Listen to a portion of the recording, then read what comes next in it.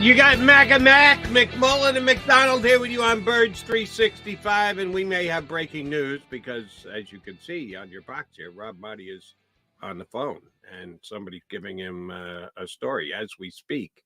He had to deal with the fact that the Belichick story broke at 7 o'clock this morning. What time you get up this morning, Maaddi? Oh, my goodness, guys. Between all-pro voting tabulation, chasing ballots, having people fix their ballots because sometimes they screw it up. Yeah. Sometimes they put a guy at the wrong position. Yeah. Are we talking hanging chads here? Is that? Oh my gosh! So it's been that kind of, and then the last thing I wanted, because today's the day you finalize everything, right? And then tomorrow we announce the All-Pro team, is Belichick to happen, and it's been one fun 48-hour stretch. Now, I'm a hard liner, Rob. I think you should take away that vote if they're putting people at wrong positions. I think I wholeheartedly agree with you, and without firing anyone on Birds 365 and not telling them about it. Yes. If you're late, if I gotta chase you, if I gotta fix you, see ya. Okay. I like it. Please don't post that. Please don't. No, I'm not. Sandra, don't post that. No posting and no names. That's for damn sure. No. But since you went there, and I was going to go a completely different direction, but All Pro, the NFLPA decided to come out with one 2 years ago. They released their second ever yesterday. Doesn't have the cachet of the Associated Press, but it's players, bigger players, and the like. And here's the one thing, and I hope, please, otherwise I'm going to have to take a shot at Rob Maaddi. Can't do that. Well, yeah, I can.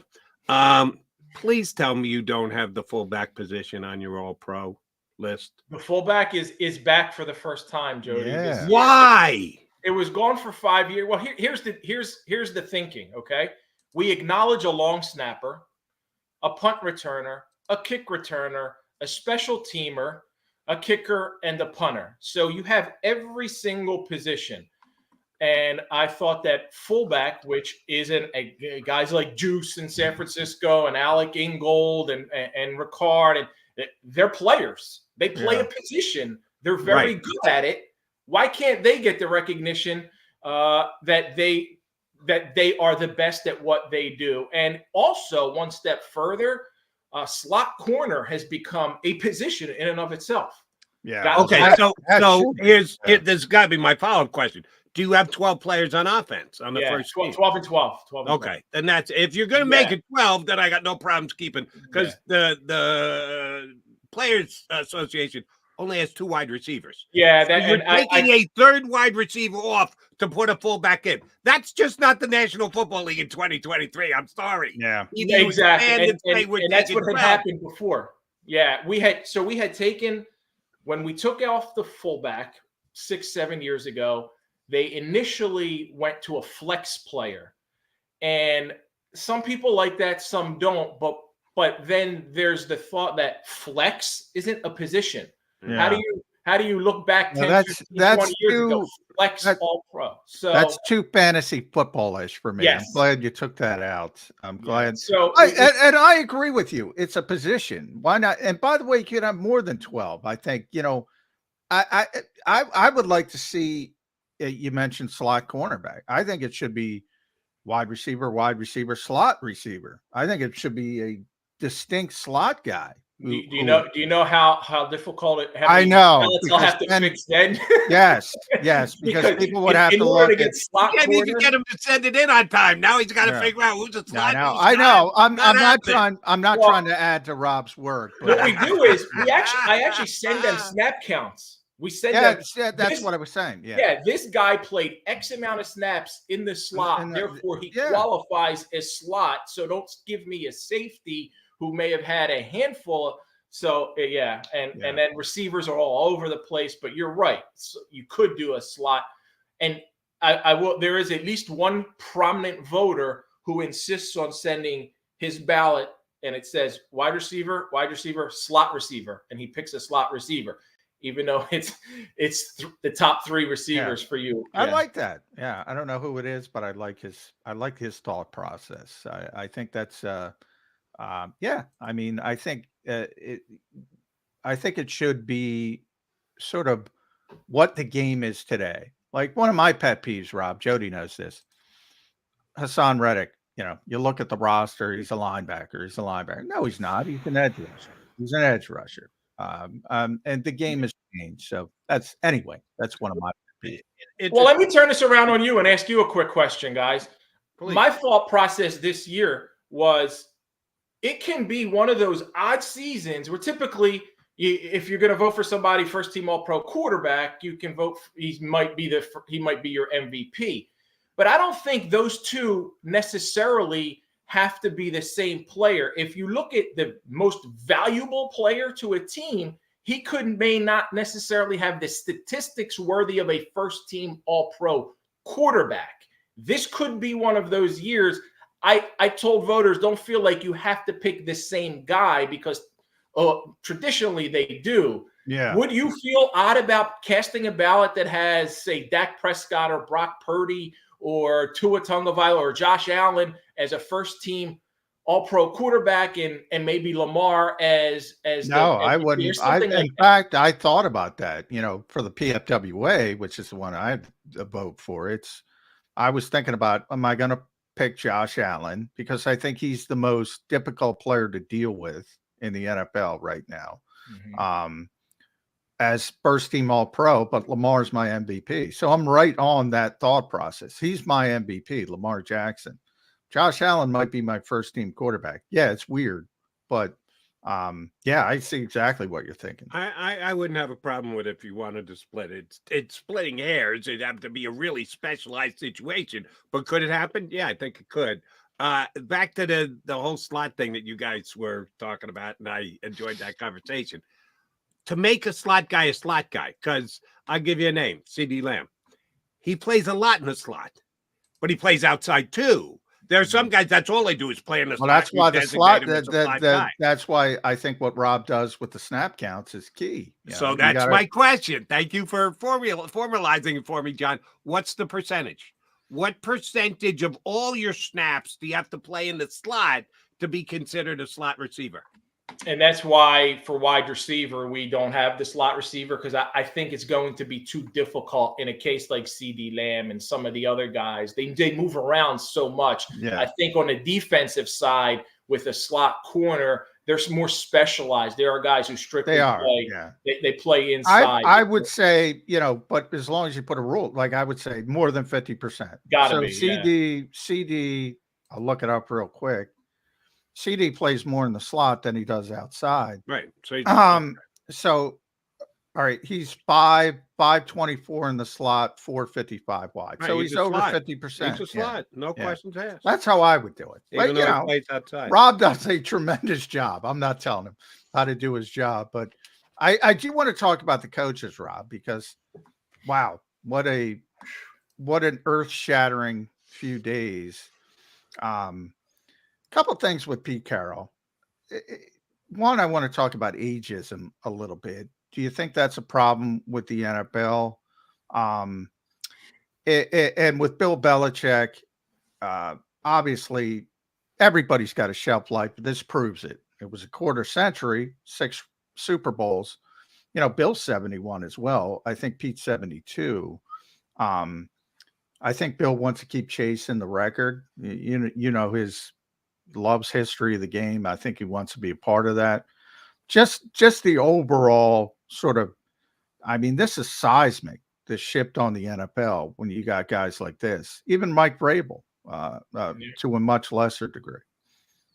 Yeah, and Bill sure looks a whole lot older, even though he's younger than Pete Carroll. Pete's out there running. He's running, right? It'd be nice if we could have presidential candidates who had as much energy as Pete Carroll. True. Yeah, and I think there's obviously a sensitivity to age, and understandably so, but these guys are still, if they can still get it done, they got the energy, they certainly have the knowledge, the ability to do what they've done for so long and have success at it for as long as they have. I do think that Bill is going to want to continue to chase Don Shula. And I look at the openings and then you go, well, where is he a fit? Certainly a team that's bringing him in isn't thinking they're going to have him for the next 24 years. They're looking at a short-term situation with Bill Belichick. Where can he sell tickets? Who needs him to stabilize a franchise? You look at the Chargers and you look at the Washington Commanders, and those are two of the teams that kind of stand out. The Carolina Panthers, well, David Tepper already had said he wants a coach who eulogizes him at some point. That's not going to be Bill. I don't know who's going to outlive who there, but he certainly ought to consider him, considering the difficulties that franchise has had. But I think Bill will have some opportunities. I don't know that Pete wants to continue coaching because he's taken on that role in Seattle as an advisor and assistant, whatever capacity it is. So that may have been, and we probably won't get to the bottom of that for a little bit, but there could have been some burnout there, maybe some friction along the way. But the fact that he's staying and there's that relationship between Carroll and GM has been a pretty good one for a long time. And the only reason I bring it up, Rob, is he said he fought really hard to remain the head coach. Now, maybe it's just, maybe that's just coach speak. Seattle love.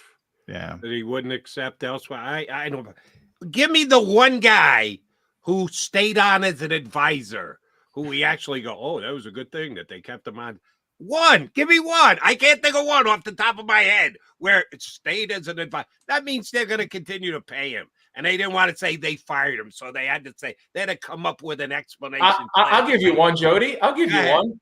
When Howie was put in the broom closet. There we go. What was his role? He was in charge of he was in charge of the organization from the janitorial services. And by the way, he got a raise, Rob. He got kicked to the other side of the building with a raise to keep him happy. Something tells me Pete's not getting a raise. So not apples and oranges. Yeah. All right, here's one I want to get from you, Rob.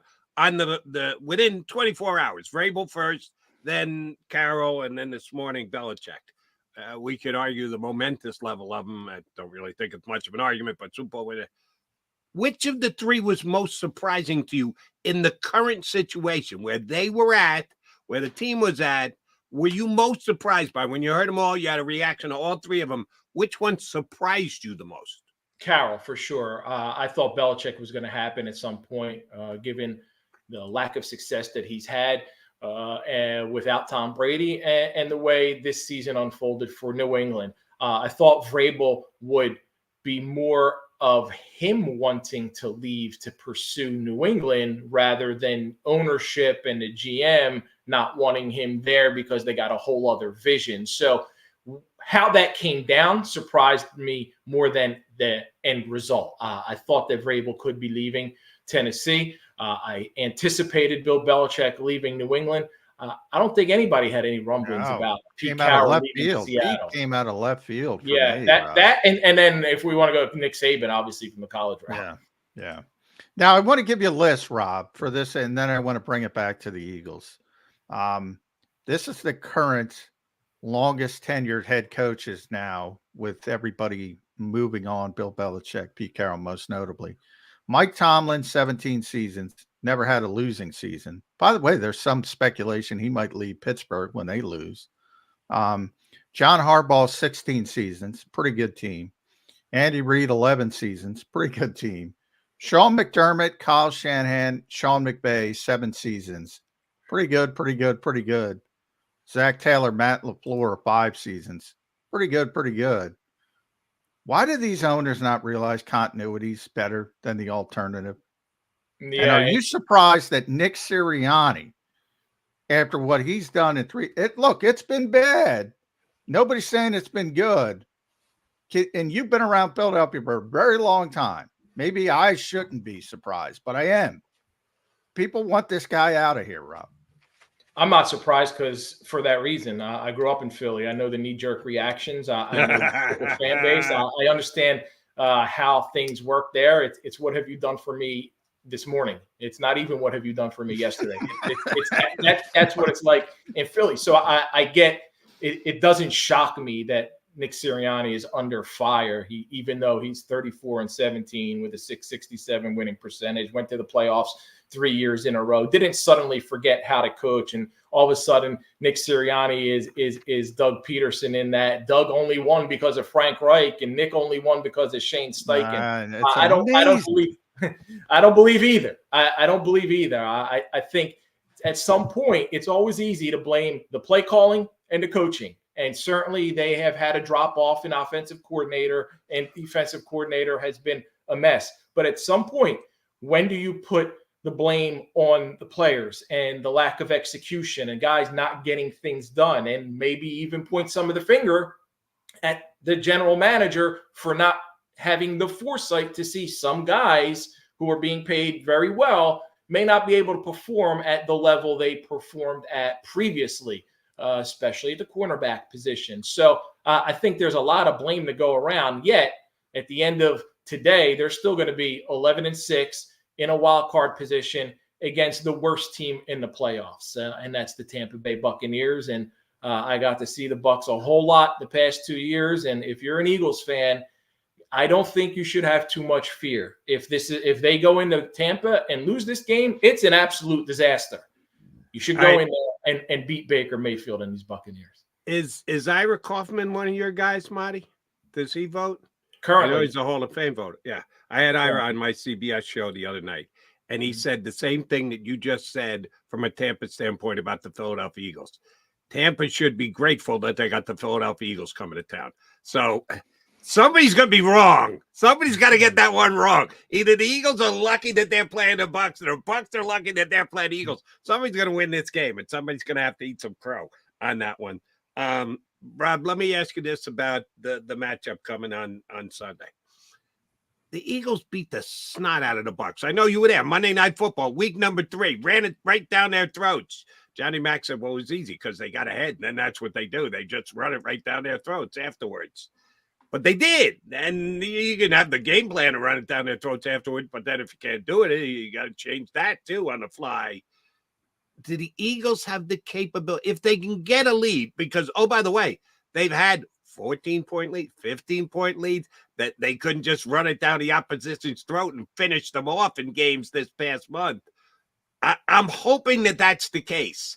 Do you have faith that if the Eagles get up by 10 points, they can do that to the Bucs? It's a much better Buccaneers defense now. They had some rookies in there who are figuring out their way in week 2 and week 3, and now they've improved over the course of the season. And I don't know that the Eagles have shown in the past month and a half that they can control the clock for 11 minutes and just run it down anybody's throat.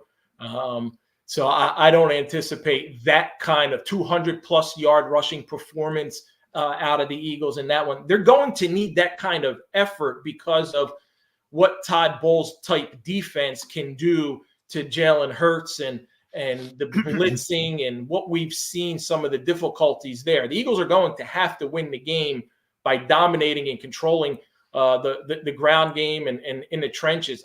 I don't know if it's going to be to that extent, Jody, 200-plus yards. They might be in the 150s, 160s.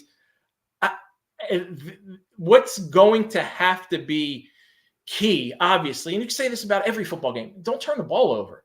Jalen, don't turn the ball over. No winners. And Tampa Bay's secondary isn't known for picking passes off, right? And I know he threw 2 in week 3 against them, but don't turn the ball over, and you're going to have a great chance to not only win this game, but win this game comfortably. I just don't see the Buccaneers. There's going to be a point in this game, guys, and I've watched Todd Bowles, and I think he's a good defensive coordinator. I don't think he's a great head coach. He's ultra conservative. And there was a game that to me sticks out in my mind, and it was last year. They're playing Cleveland. Tom Brady's got the ball. It's towards the end of the game. They're going into overtime, and Todd Bowles, Mr. Conservative, plays for overtime with the ball in Tom Brady's hands. They end up losing that game to Cleveland in overtime. If you have Tom Brady and you're not willing to drive down the field for a field goal, then you are probably, and he has oftentimes throughout the course of the past 2 years, if it's a 4th and inches, a 4th and 1, whatever it may be, where you know Nick Sirianni's going to go for it, Todd Bowles is punting. And he can't afford to do that in a game against a better team. The Eagles, for all their problems, having lost 5 of 6 coming into this game, have the most talent on that field. And you can't approach this from, we'll live for the next series, we'll try and buckle down on defense. Topo is going to have to take a chance at some point in this game to be able to win. And I just don't think it's in his coaching makeup to go for a 4th and 1 or a 4th and 2 at the 50 or at the inside the 40s. And that might end up costing the Buccaneers an opportunity where, hey, maybe you draw them off sides. Maybe there's a penalty. Maybe there, whatever it is, or just go for it. Maybe you get it. He just hasn't been willing enough to do that in certain spots. He's come along a few times, but there's this game where he's going to have to try to match Nick Sirianni's aggressiveness. You mentioned some of the negatives with Todd Bowles. Certainly, I agree with you. The Eagles, they're going to be aggressive, and that's a huge advantage when you're willing to take 4 downs. It's so hard to stop somebody when they have that extra down, as opposed to somebody who's going to lay up all the time. Now, one of the positives, though, Rob, is he's really good at devising defensive schemes, as you mentioned, particularly blitz schemes. If you go back to the first Rob Maaddi Bowl, as I like to call it, after the 2021 season, now different. Tampa was the better team, clearly. Still Tom Brady, still Bruce Arians. The Eagles were they had the 2-5 start. Nick Sirianni, Shane Steichen got things going, weren't supposed to make the playoffs. They really exposed that Jalen Hurts still needed to learn some things in that particular game. And it was about the blitz and flushing him left, which he couldn't do that. And man, Rob, Jalen Hurts went into that offseason saying, I'm going to improve that part of my game. And he did. And we've seen a bit of a regression this year when it comes to handling the blitz from Jalen Hurts. Everybody wants to blame the coaching staff, understandably so. They want to protect the quarterback, but the numbers are the numbers. Brock Purdy, a 123.3 against the blitz. Bunch of guys are over 100. Jalen Hurts' passer rating is 80. What is going on with Jalen Hurts and the blitz? Yeah, that to me has been the biggest disappointment this season, guys, because coming off of last year, I sat and did a bunch of interviews in the offseason leading into the year.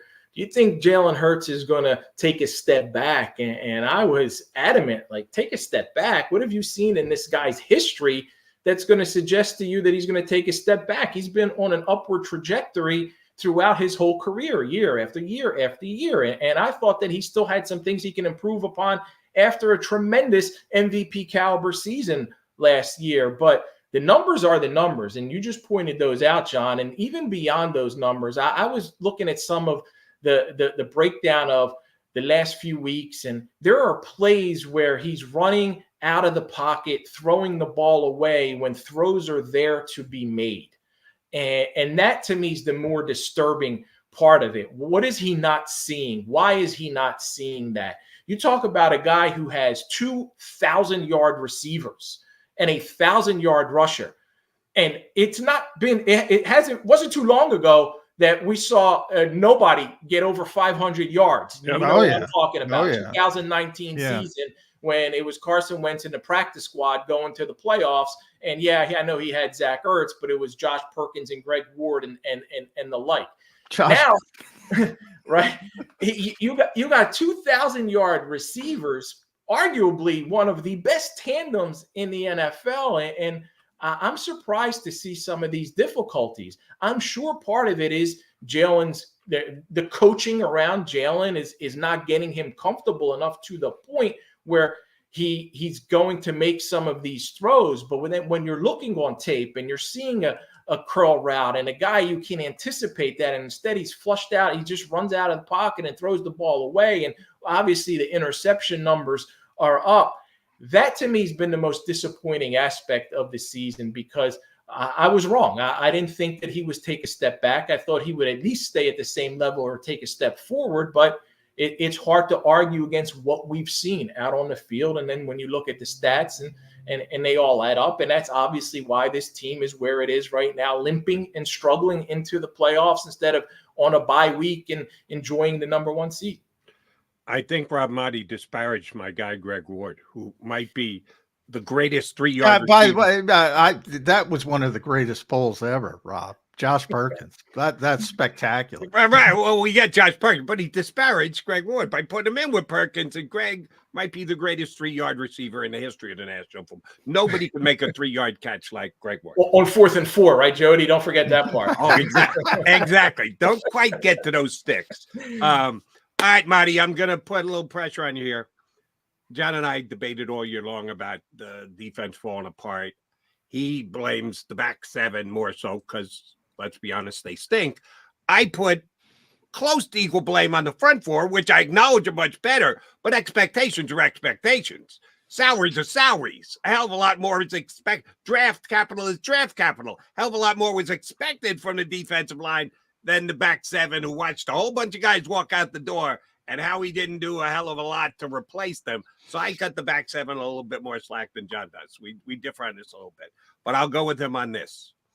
If someone in the Eagle back 7 has to step up and have a good game, I'm not even talking great game, just a good game. We'll forget the other 6, but one of those back 7, which is actually like back 14 because they slot guys in and out and in and out and in and out.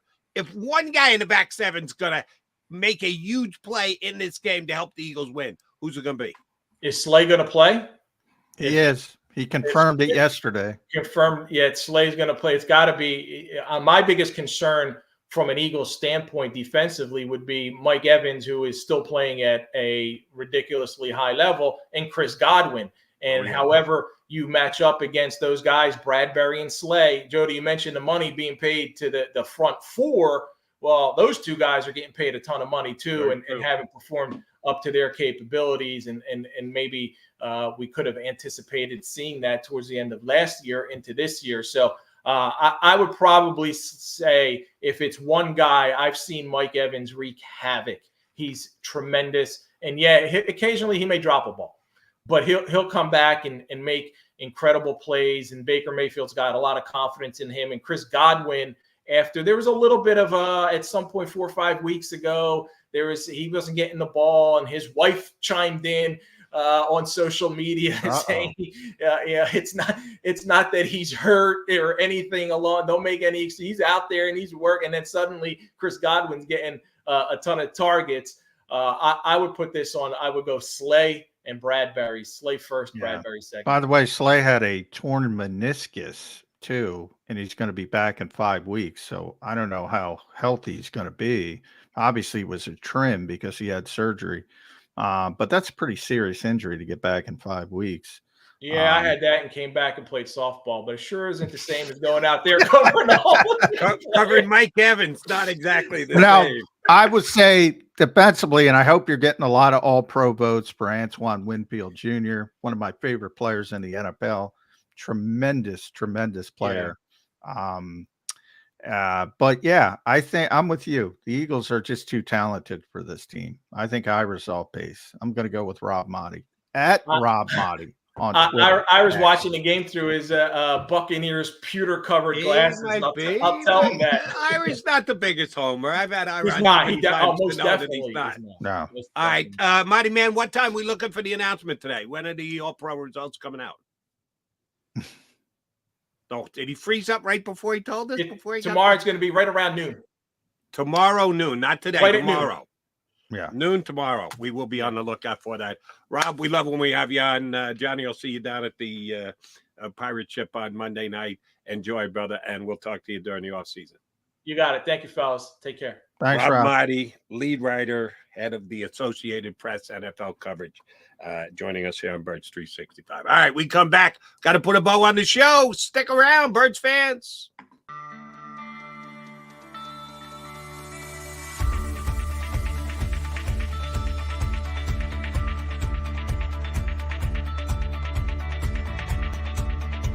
Hi, I'm Jim Muehlbronner, Managing Partner at Del Val Insurance Group.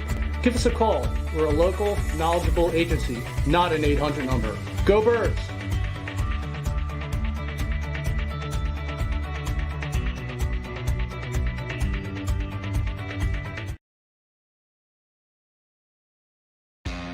Go to get your